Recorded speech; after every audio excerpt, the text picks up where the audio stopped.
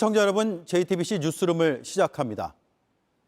인도형 델타 변이가 아주 빠르게 확산되고 있습니다. 오늘까지 77개국, 세계 모든 대륙에 퍼졌습니다. 이보다 더 강력한 델타 플러스 변이도 11개 나라에서 발견됐습니다. 동남아의 싱가포르와 방글라데시, 유럽의 영국과 러시아는 확진자의 90%가 델타 변이에 감염됐습니다. 우리도 예외가 아닙니다. 190명이 델타 변이에 감염됐습니다.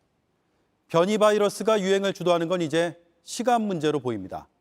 결국 답은 백신밖에 없습니다. 정부는 원래 11월에 집단 면역을 달성할 계획이었습니다. 하지만 이런 위기감 때문에 최대 한 달 반을 당겨 이르면 9월 안에 끝내기로 한 것으로 저희 취재 결과 확인됐습니다. 윤영탁 기자입니다. 우리 방역당국이 세운 집단 면역 달성 시기는 오는 11월이었습니다.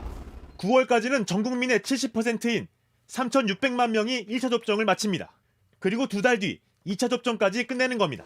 그런데 JTBC 취재 결과 정부가 최근 집단 면역 시기를 앞당기기로 한 것으로 확인됐습니다. 정부 관계자는 한 달에서 최대 한 달 반쯤 빨리 목표를 달성할 수 있을 것으로 본다며 그렇게 되면 11월엔 목표였던 70%보다 훨씬 더 높은 접종률을 보일 것이라고 말했습니다. 외부 전문가 자문단 관계자도 1차 접종률 70%는 8월에 달성할 수 있을 것이라고 설명했습니다. 이대로라면 9월 말, 그러니까 추석 전에도 집단 면역 달성이 가능하다는 계산이 나옵니다. 정부가 이렇게 백신 접종의 속도를 올리는 건 변이 바이러스 때문입니다. 영국형 알파 변이뿐 아니라 인도형 델타 변이가 빠르게 퍼지고 있습니다. 변이에 변이가 더해진 델타 플러스 변이까지 나왔습니다. 백신을 2차 접종까지 마치는 게 현재로선 변이 바이러스를 막는 가장 현실적인 방법입니다. 하반기에 저희가 주로 접종하게 될 mRNA 백신 그리고 아스트라제네카 백신의 2차 접종 이런 부분들을 통해서 대응할 수 있을 걸로 보고 있고요.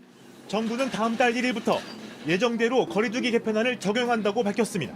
수도권은 2주 동안 8명이 아니라 6명까지만 모일 수 있는 중간 이행 기간을 두기로 했습니다. 아직 코로나19 확산세가 완전히 잡히지 않았다고 보기 때문입니다. 당초 수도권을 빼곤 곧바로 8명까지 모임을 가능하게 하기로 했습니다. 하지만 변이 바이러스까지 더해지면서 지자체들도 이행 기간을 둘지 검토한 뒤 오는 일요일 발표하기로 했습니다. JTBC 윤영탁입니다.